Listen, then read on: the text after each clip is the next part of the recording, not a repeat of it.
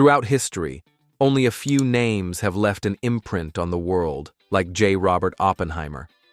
A man of unmatched brilliance and agonizing inner conflict, his life was a dance between the dazzling light of discovery and the terrifying shadow of destruction. Known to many as the father of the atomic bomb, Oppenheimer's name became synonymous with one of the most powerful and horrifying inventions in human history. But his story isn't one of simple triumph or unchallenged brilliance.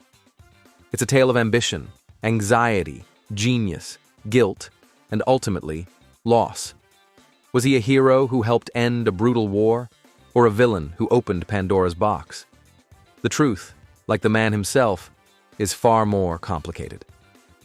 Born April 22nd, 1904, in New York City to wealthy German Jewish immigrants, young Robert was a prodigy. His family was so affluent that their apartment walls featured original Picassos and Van Goghs. But this wealth came with a cost.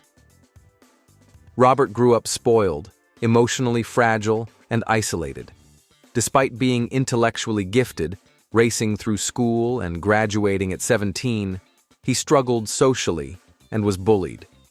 He retreated into the world of science. At one point, he confided to his brother, "I need physics more than I need friends." After Harvard, he moved to Cambridge. There, things took a dark turn. Isolated and emotionally unstable, Oppenheimer became unhinged. When a friend told him he was getting married, Robert violently attacked him. Later, after clashing with his lab supervisor Patrick Blackett, he did something even more disturbing.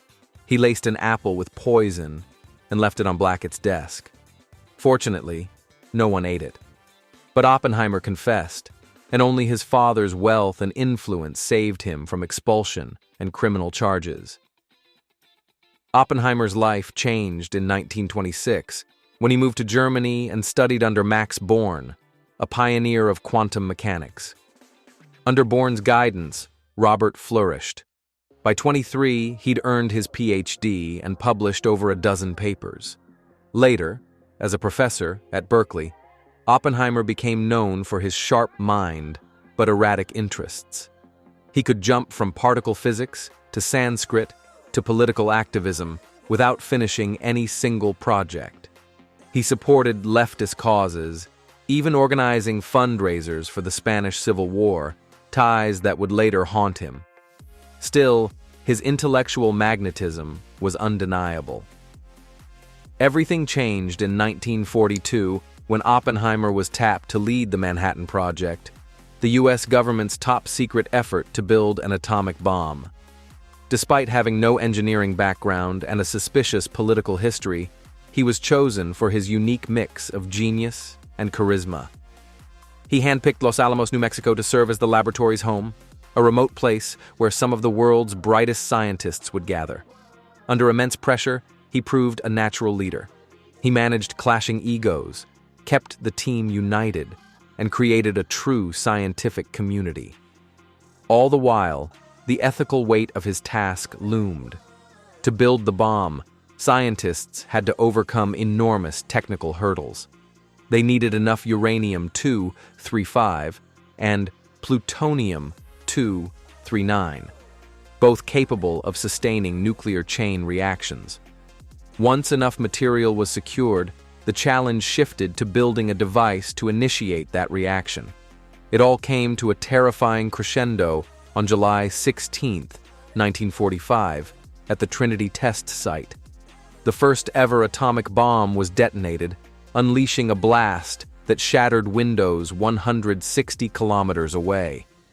As the mushroom cloud rose into the desert sky, Oppenheimer whispered words from the Bhagavad Gita, "Now I am become death, the destroyer of worlds." The war raged on. Japan refused to surrender. Allied intelligence warned that the Japanese army was preparing biological attacks on the American mainland. With a land invasion estimated to kill millions, the U.S. made a grim choice. On August 6, 1945, the bomb known as Little Boy was dropped on Hiroshima. 3 days later, Fat Man was dropped on Nagasaki.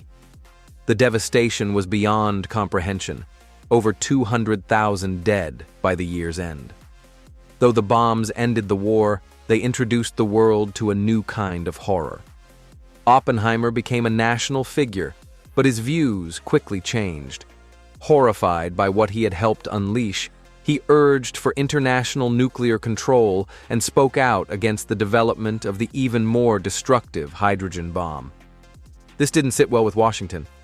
In 1954, under suspicion due to his past communist ties and opposition to U.S. defense policy, he was put on trial in a humiliating security hearing.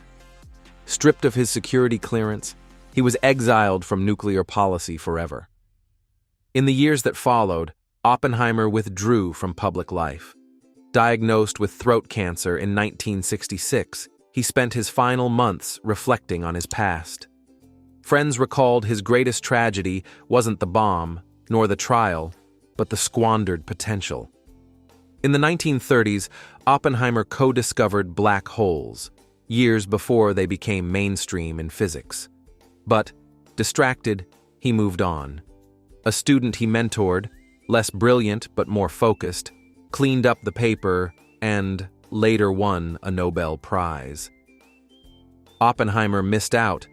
His inability to focus, his constant chasing of new ideas, it had cost him his chance to be one of the greatest physicists of all time. Oppenheimer died on February 18, 1967, at just 62. Today, his story serves as both a warning and a lesson. The technology he helped create now threatens the future of the entire planet.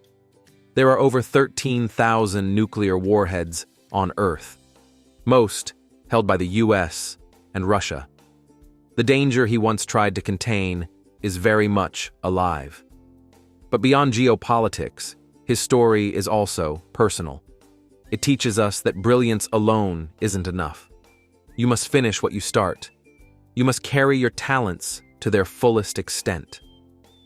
In the end, Oppenheimer's tragedy wasn't just the bomb. It was that he never became the man he could have been.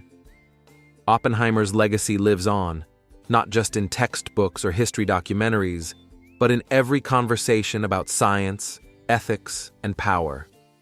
His story isn't just about physics or politics. It's about what happens when intellect meets ambition, and how one man's brilliance helped change the fate of humanity, for better or worse. So next time you hear the name Oppenheimer, remember, he wasn't just the father of the atomic bomb. He was a mirror, reflecting both the heights of human achievement and the depths of our responsibility. Thanks for watching. If you found this story as powerful as we did, consider subscribing. We've got more untold stories from history, technology, and beyond, the kind that make you think. I'm Net Stories, and this is the channel where history meets consequence. See you in the next one.